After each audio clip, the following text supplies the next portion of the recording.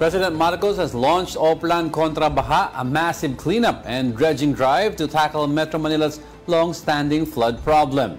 Here's the report.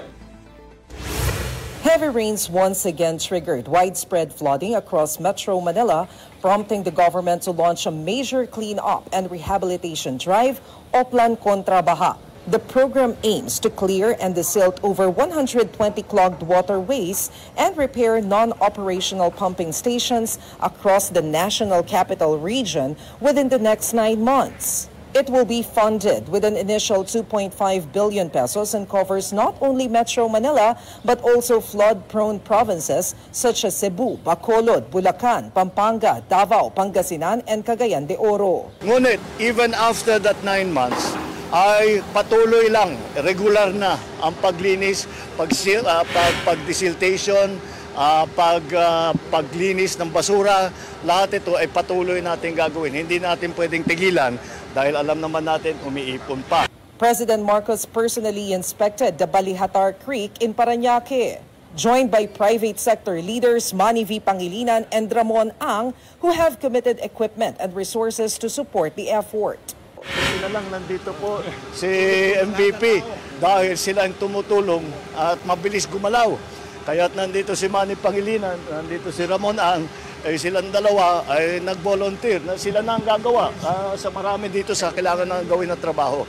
But of course, they have to do this in coordination with our local government executive. The president revealed that some flood control machines purchased as early as 2018 had been left unused and ordered that they now be deployed. Kailangan daw itago for the big one.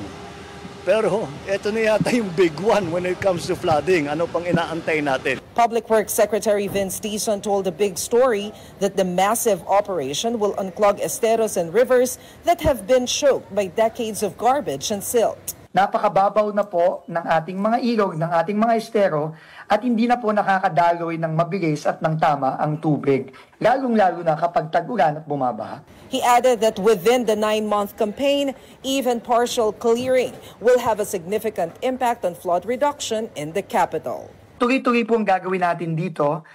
Initial pa lang ho itong 9 months, pero tingin namin sa loob pa lang ng 9 months, just by clearing the waterways alone, malaki na po ang magiging epekto nito sa pag-mitigate o pagbabawas ng baha sa Metro Manila.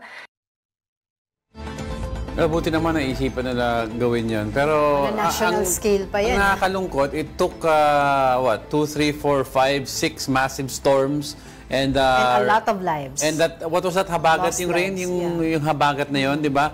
With a lot of flooding to wake up government officials para mag-dredge. Yeah. Di ba, dapat that's a standard given. Alam mo naman, year in, year out. And also, yung mga LGUs, dapat sila ngayon naglilinis sa mga estero nila. Year in, year out, alam mong may ulan at may baha. Tapos, naghintay ka pa ng isang dilubyo at nagalit ang tao, tsaka kang gumalaw.